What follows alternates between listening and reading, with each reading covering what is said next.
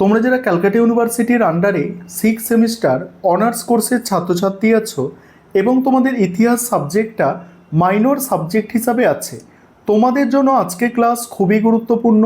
আজকে ক্লাসে তোমাদের MN3 পেপারের শেষ মুহূর্তের সাজেশান এবং একটি মক টেস্টের প্রশ্নপত্র নিয়ে আলোচনা করব।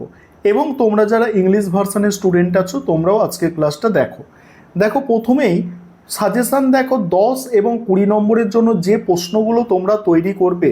প্রথম প্রশ্ন, কুষাণ সম্রাট কনিষ্কের রাজনৈতিক ও সাংস্কৃতিক কৃতিত্বের বিবরণ দাও। প্রশ্নটা ঘুরিয়ে আসতে পারে, কুষাণ সম্রাট কনিষ্কের কৃতিত্ব আলোচনা করো। পরের প্রশ্ন, সাম্রাজ্য বিজেতা হিসাবে সমুদ্রগুপ্তের কৃতিত্ব মূল্যায়ন করো। স্টার দেয়া প্রশ্ন মানেই মোস্ট ইম্পর্টেন্ট প্রশ্ন। পরের প্রশ্ন, ভারতের সামন্ততন্ত্রের উত্থানের প্রেক্ষাপট আলোচনা করো। পরের প্রশ্ন আছে, গুপ্ত যুগের বা গুপ্ত পরবর্তী যুগে নগর অবক্ষয় বা নগরায়নের পতনের কারণগুলি আলোচনা করো। তারপরের প্রশ্ন, প্রাচীন ভারতে শূদ্র ও অস্পৃশ্যদের স্থান নির্ণয় করো। নেক্সট আছে, গুপ্ত সংস্কৃতির প্রধান ধারাগুলি আলোচনা করো। এটা কি নবজাগরণ ছিল? পরের প্রশ্ন, মৌর্য যুগে কেন্দ্রীয় ও পৌর শাসন ব্যবস্থার বৈশিষ্ট্য আলোচনা করো। তারপরের প্রশ্ন, হর্ষবর্ধনের কৃতিত্ব আলোচনা করো। নেক্সট আছে, শক সাতবাহন সংঘর্ষের প্রকৃতি আলোচনা করো। এবার যে প্রশ্ন দেখো, এই প্রশ্নটা মৌর্য সাম্রাজ্যের পতনের কারণ, এটা গতবারে 5th সেমিস্টারে যাদের এই পেপারটি ছিল তাদের 20 নম্বরে এসেছিল, এটা তোমরা 10 নম্বরে দেখে যাবে। পরের প্রশ্ন, ধর্মশাস্ত্র অনুযায়ী প্রাচীন ভারতে নারীদের সম্পত্তির অধিকার ও বিবাহ ব্যবস্থার একটি চিত্র, এটাও 20 নম্বরে এসেছিল, 10 নম্বরে দিতে পারে।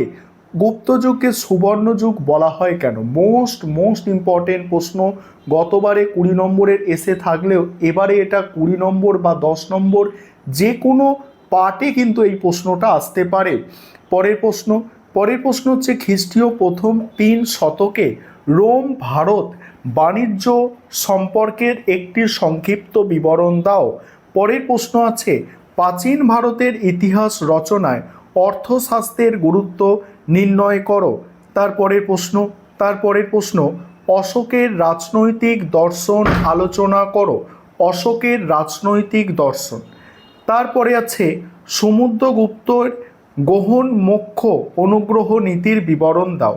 দেখো, প্রথমের দিকে যে প্রশ্নগুলো আমি বলেছি সেগুলো হচ্ছে টপ মোস্ট ইম্পর্টেন্ট প্রশ্ন, এবং গতবারে যে প্রশ্নগুলো এসেছে এগুলো থেকেও কিছু প্রশ্ন ঘুরিয়ে ফিরিয়ে আসতে পারে।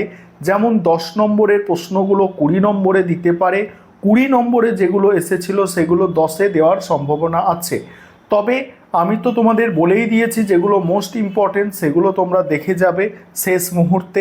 এবং 5 নম্বরের প্রশ্ন হচ্ছে, অগ্রহার ব্যবস্থা সম্পর্কে একটি সংক্ষিপ্ত টিকা। অজন্তা গুহাচিত্রের ওপর টিকা। মথুরা শৈলীর ভাস্কর্যের ওপর টিকা। নালন্দা বিশ্ববিদ্যালয় বা প্রাচীন ভারতের শিক্ষা ব্যবস্থা নিয়ে আলোচনা করো। মৌর্য যুগের রাজস্ব ব্যবস্থার বৈশিষ্ট্য আলোচনা করো।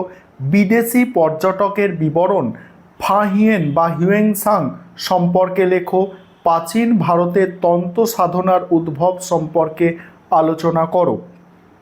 তারপরে, গুপ্ত শাসন প্রতিষ্ঠার প্রাক্কালে উত্তর ভারতের রাজনৈতিক অবস্থা বর্ণনা করো। তারপরে, মৌর্য কৃষি ব্যবস্থা সম্পর্কে আলোচনা করো। এবারে তোমরা মক টেস্টের প্রশ্নপত্র দেখো। মক টেস্টের প্রশ্নপত্রের মধ্যে তোমাদের সিলেবাসের মোস্ট ইম্পর্টেন্ট প্রশ্ন বাছাই করে রাখা হয়েছে। যেমন বিভাগ ক থেকে যেগুলো আছে, দেখো 5 নম্বরের প্রশ্ন, অগ্রহার ব্যবস্থা সম্পর্কে টিকা, অজন্তা গুহাচিত্রের ওপর টিকা, মথুরা শৈলীর ভাস্কর্যের ওপর একটি সংক্ষিপ্ত টিকা, নালন্দা বিশ্ববিদ্যালয় বা প্রাচীন ভারতের শিক্ষা ব্যবস্থা নিয়ে আলোচনা। পরের প্রশ্ন আছে, মৌর্য যুগের রাজস্ব ব্যবস্থার বৈশিষ্ট্য, বিদেশি পর্যটকদের বিবরণ, ফাহিয়েন বা হিউয়েনসাং সম্পর্কে লেখো। এবার বিভাগ খ থেকে আছে, প্রাচীন ভারতের শূদ্র অস্পৃশ্যদের স্থান নির্ণয় করো। নেক্সট আছে গুপ্ত যুগ বা গুপ্ত পরবর্তী যুগে নগর অবক্ষয় বা নগরায়নের পতনের কারণগুলি আলোচনা করো। তারপরে আছে মৌর্য যুগের কেন্দ্রীয় ও পৌর শাসন ব্যবস্থার বৈশিষ্ট্য আলোচনা করো। পরের প্রশ্ন আছে হর্ষবর্ধনের কৃতিত্ব আলোচনা করো। পরের প্রশ্ন আছে বিভাগ গ থেকে, যেখানে 20 নম্বরের প্রশ্ন আসে কুষাণ সম্রাট কনিষ্কের রাজনৈতিক ও সাংস্কৃতিক কৃতিত্বের বিবরণ দাও। নেক্সট হচ্ছে সাম্রাজ্য বিজেতা হিসাবে সমুদ্রগুপ্তের কৃতিত্ব মূল্যায়ন করো। পরের প্রশ্ন ভারতে সামন্ততন্ত্রের উত্থানের প্রেক্ষাপট আলোচনা করো। নেক্সট গুপ্ত সংস্কৃতির প্রধান ধারাগুলি আলোচনা করো।